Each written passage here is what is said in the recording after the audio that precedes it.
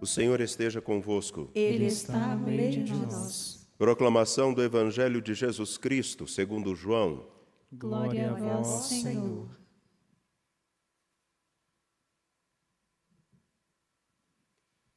Celebrava-se em Jerusalém a festa da dedicação do templo. Era inverno. Jesus passeava pelo templo, no pórtico de Salomão. Os judeus rodeavam-no e disseram: Até quando nos deixarás em dúvida? Se tu és o Messias, dize-nos abertamente. Jesus respondeu: Já vou-lo disse, mas vós não acreditais. As obras que eu faço em nome do meu Pai dão testemunho de mim. Vós, porém, não acreditais, porque não sois das minhas ovelhas. As minhas ovelhas escutam a minha voz. Eu as conheço e elas me seguem. Eu dou-lhes a vida eterna e elas jamais se perderão, e ninguém vai arrancá-las da minha mão. Meu Pai, que me deu estas ovelhas, é maior que todos, e ninguém pode arrebatá-las da mão do Pai. Eu e o Pai somos um. Palavra da salvação. Glória a vós, Senhor. Caríssimos, caríssimas, ninguém pode arrebatar as minhas ovelhas de minha mão. Na verdade, ninguém pode arrebatá-las da mão do Pai.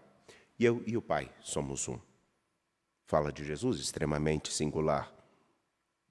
E a compreensão de que nada nem ninguém pode nos arrebatar da mão do nosso Senhor, da mão de nosso Pai, toma eco naquilo que Paulo vai dizer: quem nos separará do amor de Cristo? Nem ódio, nem rancor, nem a morte, nada pode nos separar do amor de Cristo. Nada pode nos separar, mas nós podemos escolher ficarmos separados. Nada fora de nós nos separará desse amor, mas a nossa escolha interior pode nos fazer caminhar por outros caminhos que não são os de nosso Senhor. Escutando o livro de Atos, capítulo 11, versículos 19 a 26, localizado na narrativa dos Atos dos Apóstolos após a morte de Estevão, como é citado no versículo 19,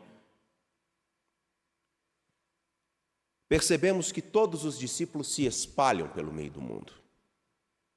Eis aí uma riqueza e um problema. Porque até um determinado momento, aquilo que seria o movimento que surgira por causa de Jesus estava num único ponto, em Jerusalém.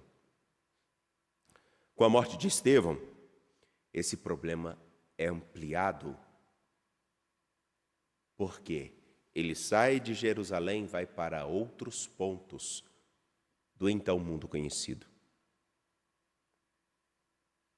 E por que eu falo um problema? Porque para os judeus, para aqueles que queriam sufocar o movimento surgido a partir de Jesus Cristo, a partir de sua vida, paixão, morte e ressurreição, agora fica muito mais difícil de acompanhar e de ver o que está acontecendo, porque estão em todos os lugares. Para eles pode ser um problema, para nós é uma graça. Quisera eu ter a oportunidade de ver um problema como esse acontecendo no meio do mundo no tempo de hoje. Tive a oportunidade de, no último sábado, visitar uma das comunidades das quais fui o padre responsável.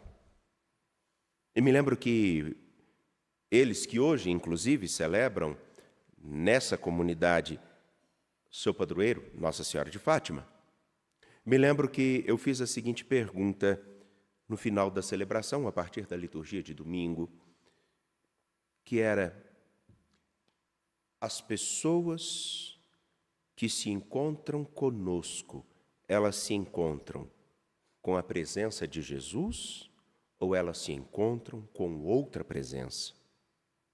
Elas se aproximam de Jesus ou se afastam dele. Quisera eu que todas as pessoas que participam de nossas celebrações, ou que pelo menos participem de nossas celebrações aqui presencialmente, ou que se dispõem a nos acompanhar pelas redes sociais, gostam de nossas reflexões aqui do Santuário Basílica, sejam aquelas conduzidas por Padre Daniel, sejam as conduzidas por Padre Samuel, sejam aquelas que conduzam ou por qualquer outro que aqui presida, quisera eu, sinceramente, que todas elas fossem como esse fenômeno que surge a partir de Estevão, da morte de Estevão. Que em cada lugar as pessoas possam se encontrar com algo que é diferente. Não uma novidade, mas algo que é diferente.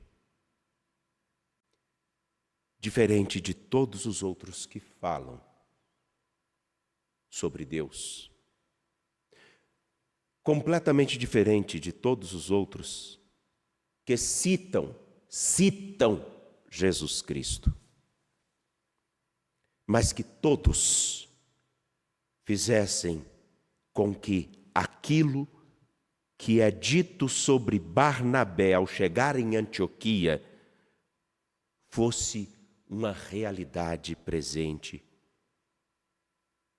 Aonde quer que chegássemos, que tantos outros pudessem experimentar o que o povo de Antioquia experimenta com a presença de Barnabé. E lembrando que Barnabé significa consolação.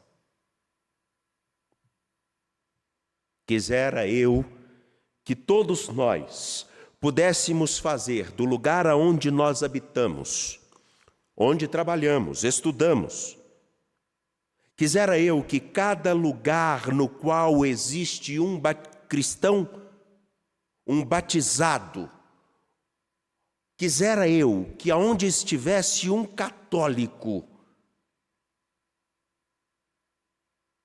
ali acontecesse o mesmo que aconteceu em Antioquia. E que esse problema, que fora um problema para os judeus, fosse um problema para muitos, mas para tantos outros fosse sinal de vida e de graça. Qual é esse problema? Percebamos.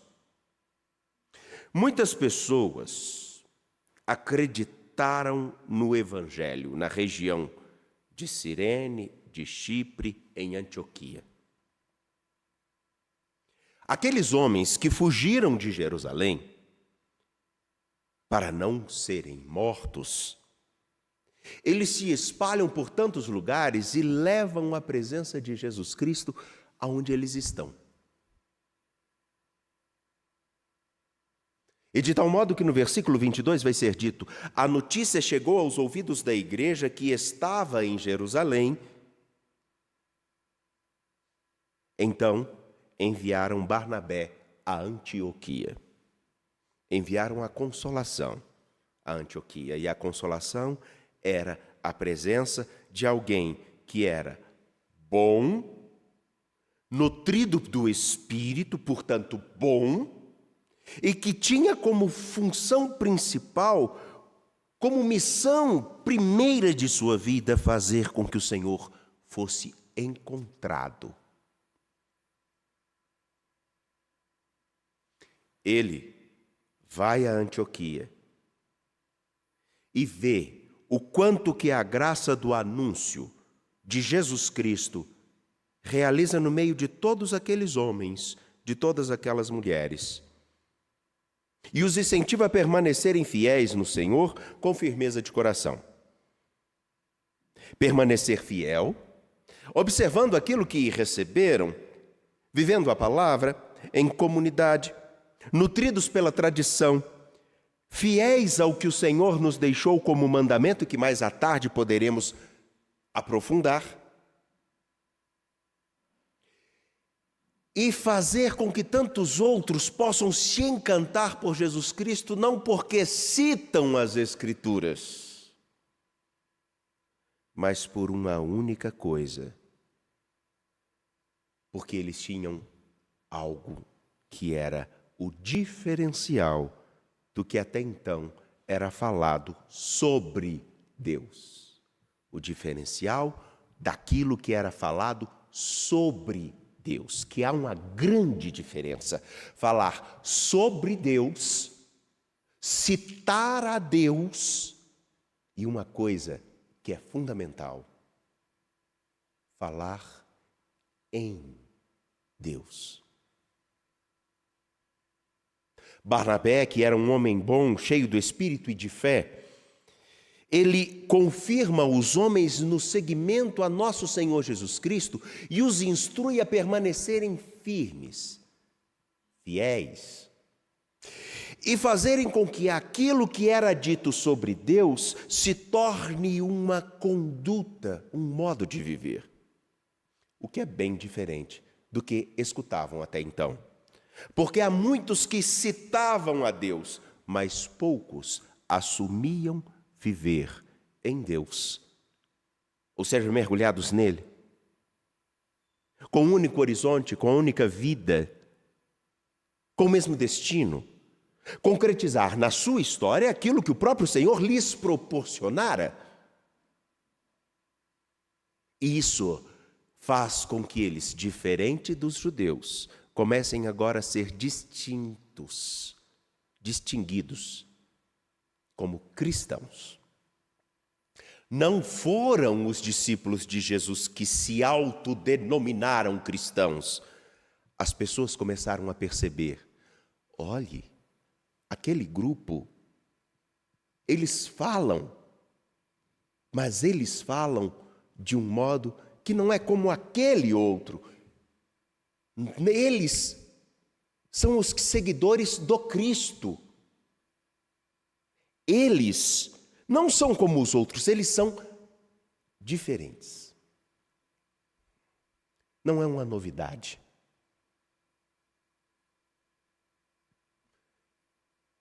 Não é o esforço de fazer-se diferente. É simplesmente algo que brota de dentro. E aí quisera eu que todos nós pudéssemos, nesse tempo, nos preocupar em fazer com que nosso Senhor fosse visto por aquilo que nos diferencia.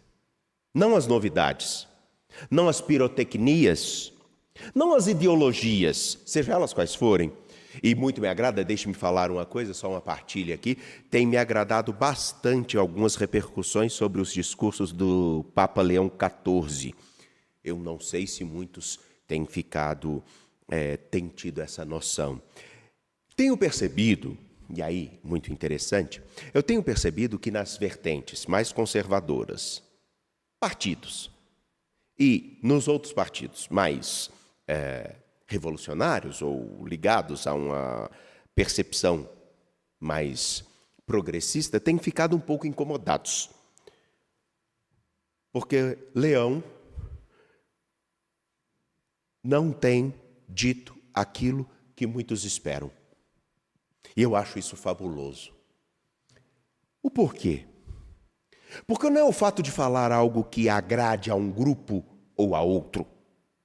Não é o fato de dizer o que um quer e o que o outro não quer. Não é o fato de usar uma cruz de prata ou uma cruz de ouro. Até porque a cruz de prata ou de ouro não é dele. Não é esse o fato. Isso pouco importa. O que importa é lembrarmos-nos o seguinte: no que nos diferencia é sermos discípulos de Jesus, escutarmos o seu evangelho. E quem escuta o seu evangelho percebe que não pode simplesmente negligenciar-se a responsabilidade de fazer do tempo presente o tempo onde a graça de Deus alcance o coração de todo e qualquer ser humano. E todo e qualquer ser humano tem a oportunidade de, reconhecendo a grandeza daquilo que o Senhor lhe oferece, escolher trilhar ou não o caminho que lhe foi oferecido. Pela bondade, pela força do Espírito, apontar o que há de errado em todos os lugares, mas também ter a riqueza a força de exaltar o que é correto. Isso não está nem numa cruz, não está nem num paramento, seja ele qual for, está numa coisa, que é aquilo que faz com que os discípulos sejam reconhecidos em Antioquia de um modo diferente dos judeus.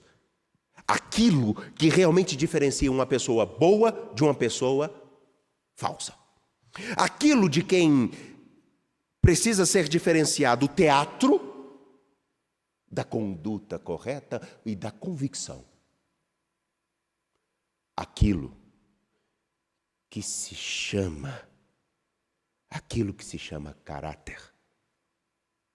Aquilo que se chama vida. Aquilo que se chama razão de viver. Aquilo que faz com que os atos, as falas, o modo de escutar, o modo de proceder e de cuidar, o modo de se aproximar e de se afastar, esteja marcado não pelo interesse de apresentar-se, não só pelo interesse de fazer-se conhecido, mas pelo interesse de encontrar em outra pessoa o mesmo que busca. Aquilo que todos nós precisamos, de um olhar, de uma presença que nos interpele a sermos mais e melhores. Aquilo que faz com que, diante das dificuldades da vida, exemplo do que os discípulos encontram em Jerusalém após a morte de Estevão e se deslocam para outros lugares e passam as dificuldades porque sair de sua terra natal, sair de sua estrutura de conforto, ir para um outro local e ainda assim procurar ser o melhor que se pode e aonde não é conhecido, fazer-se conhecer não por aquilo que troca de favores, mas pela coerência e a conduta da bondade, da honestidade, e sendo assim reconhecido, perceber, essa pessoa é diferente, isso é muito exigente. E só faz isso quem descobriu a riqueza do amor que tanto se entregou, que não nos abandonou, não nos permite, aliás, não aceita que nada nos separe dele, a não ser a nossa própria escolha. Nada poderá nos arrancar da mão do Pai, a não ser o nosso interesse de nos afastar dele. Os discípulos se afastam de Jerusalém, mas levam a esperança de Jerusalém, a cidade santa, consigo. O Senhor veio ao nosso encontro. O Senhor nos deu a vida. O Senhor nos amou. E é esse amor que eu anuncio, porque é nesse amor que eu me movo e por esse amor eu me comprometo a fazê-lo conhecido. Em Antioquia, os discípulos foram, pela primeira vez, chamados com o nome de cristãos, foram chamados. Significa que não foram eles que escolheram isso, porque eles começaram a ser distintos daqueles que apresentavam novidades. Eles viviam a autenticidade daquele que apresentou a eles a verdadeira razão de viver. Quisera eu que todos nós, onde quer que estejamos, pudéssemos ser reconhecidos com aquilo que significa a autenticidade da palavra cristão. Quisera eu que todos nós, nas muitas Antioquias onde estamos, que nós fôssemos, não porque citamos uma coisa ou outra, mas porque carregamos a convicção daquele que nós amamos. Quisera eu que todos nós, nas muitas Antioquias, fôssemos um outro Cristo.